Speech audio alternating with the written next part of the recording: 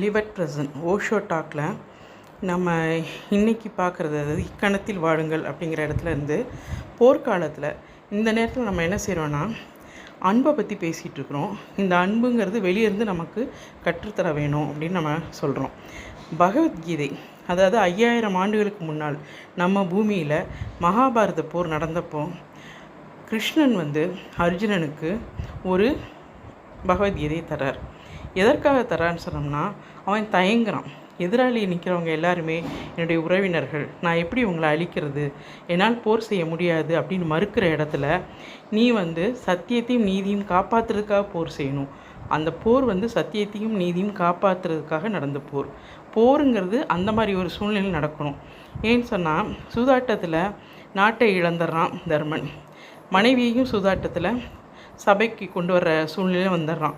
அப்போது சபையில் இருக்கிற அத்தனை அறிவாளிகள், ஞானிகள், இன்னும் சொல்லப்போனால் குருமார்கள், இவங்க எல்லாருமே அமைதியாக இருக்கிறதுனால, அங்கு சத்தியமும் நீதியும் பேசப்படாதனால என்ன ஆகுதுன்னா போர் வந்துடுது. அதைத்தான் கிருஷ்ணன் சொல்கிறார்.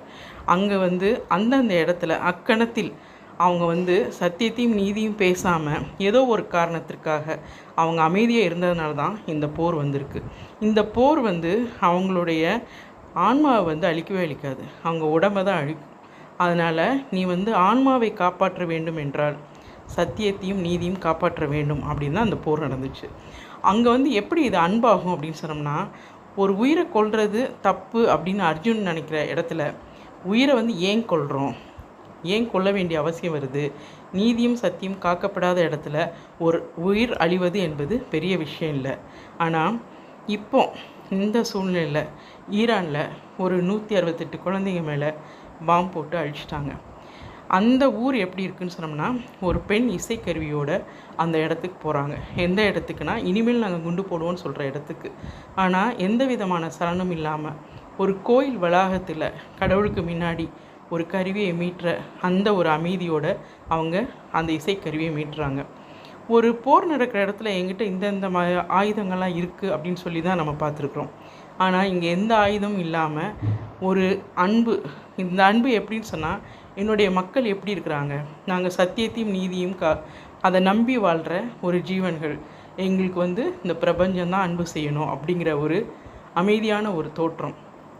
அதை பார்க்கும்போது நமக்கு என்ன தோணுதுன்னு சொன்னோம்னா, நம்ம இப்போ அன்பு செலுத்துகிறோமா, யார் மேலேயாவது அன்பு செலுத்துகிறோமா, யாருக்காவது நம்ம அன்பு கொடுக்குறோமா, எப்போ பார்த்தாலும் நம்ம ஏன் அழிக்கிறதாவே இருக்கிறோம், நமக்கு ஏன் நம்மளுடைய சுயநலம் பெருசாக தெரியுது, நம்ம ஏன் பேசவே மாட்டோம், சத்தியம் நீதி இதை பற்றி நம்ம பேசுகிறது இல்லைங்கிறது தான் இந்த உலகத்தில் இப்போ நடந்துகிட்ருக்க உண்மை.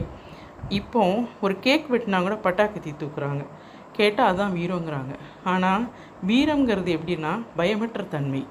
சத்தியமும் நீதியும் இருக்கிறவங்க யாருக்குமே பயம் இருக்கவே இருக்காது. இப்போ ஈரானில் நடக்கிற இந்த போரும் பகவத்கீதை கிருஷ்ணன் சொன்ன அந்த இதுவுமே அன்பினால் விளைந்தது. அதனால் அன்பு எப்படி இருக்கணும்னு சொன்னோம்னா, பிற உயிரை காப்பாற்றுறதுக்காக இருக்கணும். சத்தியத்தையும் நீதியையும் நம்மளால் காப்பாற்றப்பட்டிருந்தால் நம்ம நிச்சயமாக பயமற்று இருப்போம். நம்ம பயமில்லாமல் இருக்கிறதுக்கு நம்ம சத்தியமும் நீதியும் தான் துணை. இதுதாங்க அன்பு. இனி வரப்போகிற தலைப்பில் இன்னும் நிறைய விஷயங்களை தெரிஞ்சுக்கலாம்.